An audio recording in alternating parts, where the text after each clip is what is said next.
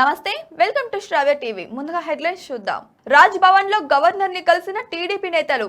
Avinash Reddy episode పై governor కు ఫిర్యాదు చేసిన టీడీపీ నేతలు. కర్నూలు హాస్పిటల్ దగ్గర జరుగుతున్న పరిణామాలు గవర్నర్ దృష్టికి తీసుకువెళ్లిన టీడీపీ నేతలు.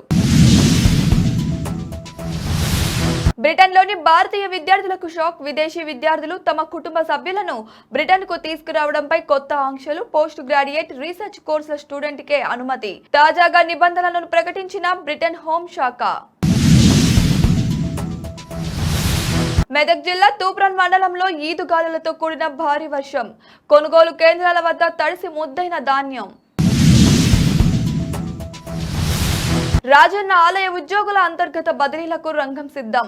గత కొన్నేళ్లుగా ఒకే విభాగంలో పనిచేస్తున్న ఉద్యోగుల బదిలీ ఆపాలని కొందరు మంత్రి కేటీఆర్ ను కలిసినట్లు సమాచారం.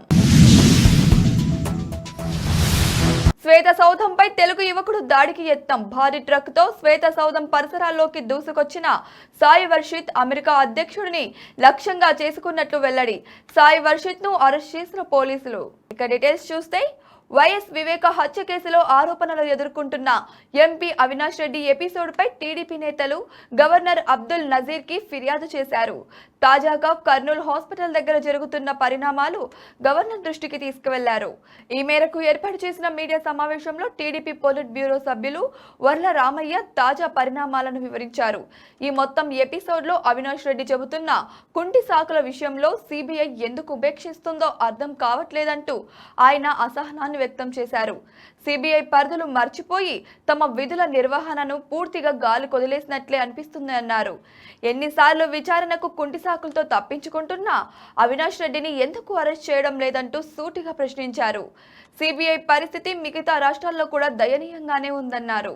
యూకేలో చదువుతున్న భారతీయ విద్యార్థులకు కష్టకాలం ఎదురవుతుందా? బ్రిటన్ లో పరిశోధన స్థాయి కోర్సులు చేస్తున్న విదేశీ పోస్ట్ గ్రాడ్యుయేట్ విద్యార్థులు మాత్రమే తమపై ఆధారపడ్డ కుటుంబ సభ్యులు ఇతరులను బ్రిటన్ కు తీసుకొచ్చేందుకు అనుమతించింది. ఈ మేరకు బ్రిటన్ హోంశాఖ కొత్త నిబంధనలను ప్రతినిధుల సభ ముందుకు తెచ్చారు. విదేశీ విద్యార్థులపై ఆధారపడ్డ వారి కోసం 2022లో 1,36,000 వీసాలు జారీ చేసినట్లు బ్రిటన్ హోంశాఖ మీడియాకు ఇచ్చిన ప్రత్యేక ఇంటర్వ్యూలో తెలిపారు. 2019తో పోలిస్తే ఈ వీసాల సంఖ్య 8 రెట్లు పెరిగినట్లు అంచనా వేశారు. దీనిపై కసరకత్తు చేసిన అధికారులు విదేశాల నుంచి వలసలు పెరిగే అవకాశాలున్నట్లు అంచనా వేస్తున్నారు. మొత్తం మీద విదేశాల నుంచి వచ్చే వలసలను నిరోధించడానికి చర్యలు అవసరమని భారత సంతతికి చెందిన మంత్రి తమ అభిప్రాయాన్ని వ్యక్తం చేశారు. రీసెర్చ్ ప్రోగ్రామ్స్ చేస్తున్న పోస్ట్ గ్రాడ్యుయేట్ విదేశీ విద్యార్థులు మినహా ఇతరులెవ్వరూ తమపై ఆధారపడ్డ కుటుంబ సభ్యులని లేదా ఇతరులను యూకేకి తీసుకురావడానికి అనుమతించబోమంటూ శాసనాలు చెబుతున్నారు. మెదక్ జిల్లా తూప్రాన్ మండల పరిసర గ్రామంలో ఈదుగాలులతో కూడిన భారీ వర్షం రైతులను అతలాకుతలం చేసింది. అకాలంగా కురుస్తున్న వర్షాల కారణంగా కొనుగోలు కేంద్రాలలో ఆరబోసిన వరి ధాన్యం తడిసి ముద్దయింది. కొనుగోలు కేంద్రాలకు తెచ్చిన వెంటనే అధికారులు స్పందించి ఉంటే తమ ధాన్యం తడిసి ఉండేది కాదని రైతన్నలు ఆవేదన వ్యక్తం చేస్తున్నారు. ఇప్పటికీ తమ ధాన్యాన్ని ప్రభుత్వం త్వరగా కొనుగోలు చేయాలని రైతులు వేడుకుంటున్నారు. ప్రతికూల వాతావరణ పరిస్థితులు రానున్నాయని వాతావరణ శాఖ ముందస్తు హెచ్చరికలు జారీ చేసినా రాష్ట్ర ప్రభుత్వం ముందస్తు జాగ్రత్తలు తీసుకోవడంలో తీవ్రంగా విఫలమయ్యిందని ఆగ్రహం వ్యక్తం చేశారు రైతన్నలు. రాజన్న సిరిసిల్ల జిల్లా వేములవాడ రాజన్న ఆలయంలో ముఖ్యమైన విభాగాల్లో పనిచేస్తున్న 30 మంది ఉద్యోగుల బదిలీకి రంగం సిద్ధమైంది. గత కొన్నేళ్లుగా ఒకే విభాగంలో పనిచేస్తున్న అధికారులు సిబ్బంది అంతర్గత బదిలీలకు కసరకత్తు జరుగుతున్నట్లు తెలుస్తోంది. బదిలీలపై ఆలయ అధికారులు సిబ్బందితో తీవ్ర చర్చ జరుగుతోంది. కాగా తమ స్థానాలను పదినం చేసుకునేందుకు ఆలయ ఉద్యోగులు ఎవరికి వారే ముమ్మరంగా ప్రయత్నం చేస్తున్నారు. కొందరు ఇప్పటికే మంత్రి కేటీఆర్ వద్దకు వెళ్లి పైరవీలు చేస్తున్నట్లు తెలుస్తోంది.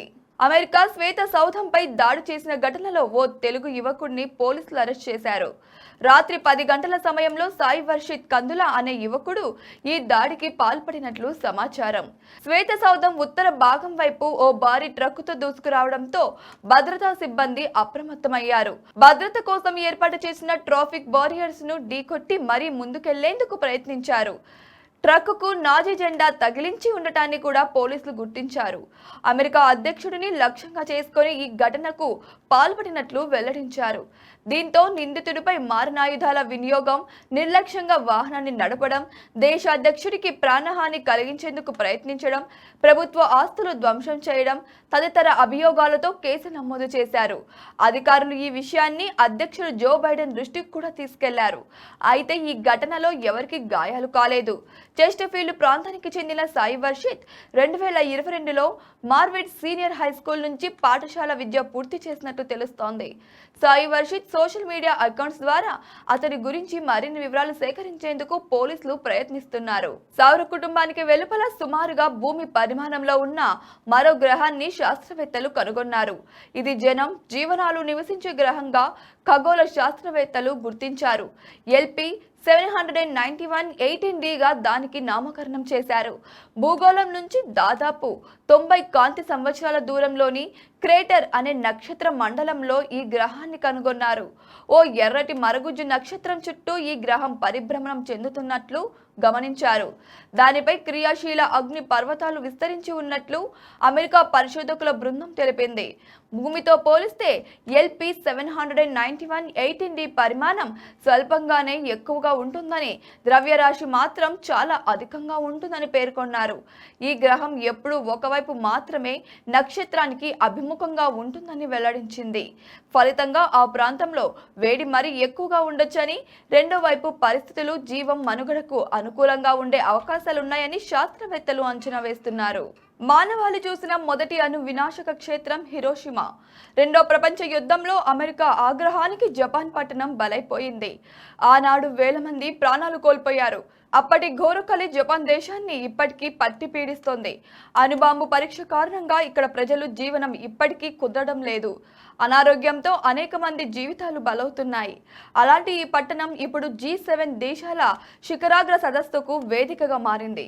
2023 మే 19 అంటే ఈనాటి నుంచి G7 శిఖరాగ్ర సదస్సు జరుగుతోంది. ఈ సదస్సుకు 3 రోజుల పాటు జరిగే ఈ సదస్సులో America, Japan, Germany, Britain, France, Italy, Canada దేశాల అధినేతలు పాల్గొంటున్నారు. రష్యా ఉక్రెయిన్ యుద్ధం, చైనా దూకుడు, మానవాళికి కృత్రిమ మేధ సవాళ్లు ఈ భేటీలో ప్రధానంగా చర్చించే అవకాశం ఉంది. కాగా అమెరికా అధ్యక్షుడు జో బైడెన్, బ్రిటన్ ప్రధాని రిషి సునాక్ ఇప్పటికే జపాన్ చేరుకున్నారు. జపాన్తో సునాక్ పలు వాణిజ్య ఒప్పందాలు కూడా చేస్తున్నారు. ఇక భారత్, ఆస్ట్రేలియా, బ్రెజిల్, ఇండోనేషియా, దక్షిణ కొరియా, వియత్నాం లాంటి మరికొన్ని దేశాల అధినేతలు G7 సదస్సుకు ప్రత్యేక ఆహ్వానితులుగా వస్తున్నారు. భారత్ తరపున ప్రధాని మోడీ హాజరయ్యారు.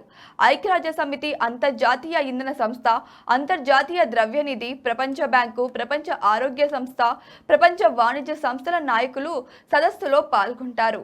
రష్యాపై ఆంక్షలను మరింత పెంచాలని అమెరికా కోరుకుంటోంది. యుద్ధంలో ఉక్రెయిన్కు అమెరికా సారథ్యంలోని నాటో దేశాలన్నీ ఆర్థికంగా, ఆయుధ పరంగా సాయం అందిస్తున్నా ఫ్రాన్స్, జర్మనీ, ఇటలీలు అందుకు సహకరించడం లేదు.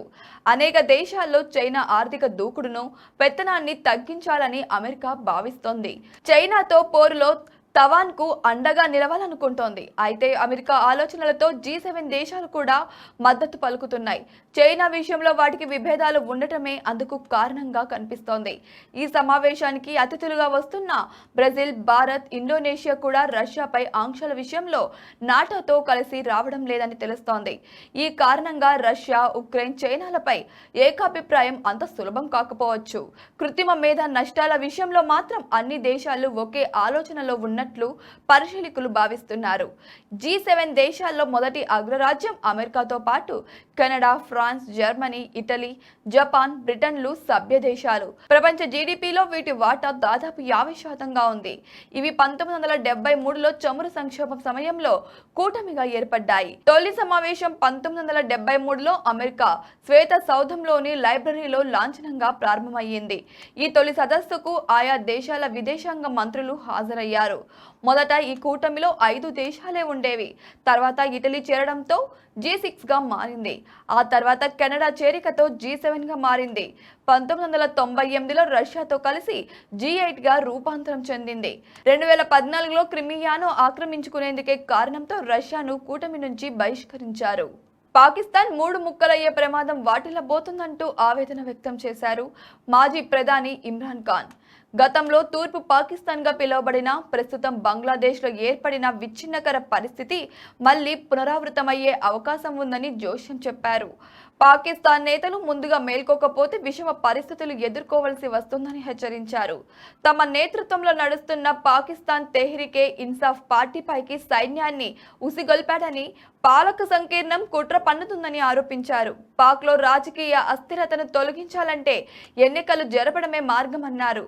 పాక్ సైన్యంపై తమ విమర్శలను ఒక తండ్రి పిల్లలను మందలించేలా తీసుకోవాలని అన్నారు. జవాన్ పార్క్లోని తమ నివాసంలో 40 మంది ఉగ్రవాదులు దాగి ఉన్నారని పంజాబ్ ప్రభుత్వం ఆరోపించడాన్ని ఆయన ఖండించారు. నిజంగా ఉగ్రవాదులే ఉంటే వారి వల్ల తన ప్రాణాలకు హాని అని గుర్తించాలని అన్నారు. ప్రభుత్వం సెర్చ్ వారెంట్ తీసుకొని తన నివాసాన్ని చట్టబద్ధంగా తనిఖీ చేయొచ్చని సూచించారు.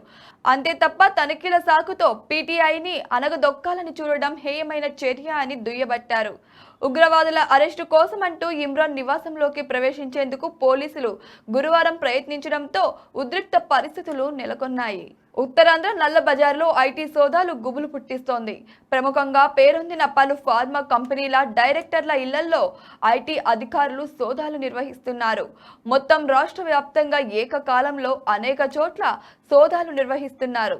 గత కొంతకాలంగా మౌనంగా ఉన్న ఐటీ శాఖ ఒక్కసారిగా జూలు విధించడంతో ఎవరిపై తన పంజా విసురుతోందో అర్థం కాక బడా బాబుల గుండెల్లో గుబులు పుడుతోంది. ప్రస్తుతం విశాఖ, అనకాపల్లి ఫార్మా కంపెనీలలో 15 ఐటీ బృందాలు తనిఖీల్లో పాల్గొంటున్నాయి. వరంగల్లో వీధి కుక్కల బెడదతో ప్రజలు బింబెలెత్తిపోతున్నారు. వీధిన వాడవాడన కనిపిస్తే చాలు మీద పడి పీకేసే పరిస్థితులు నెలకొన్నాయి.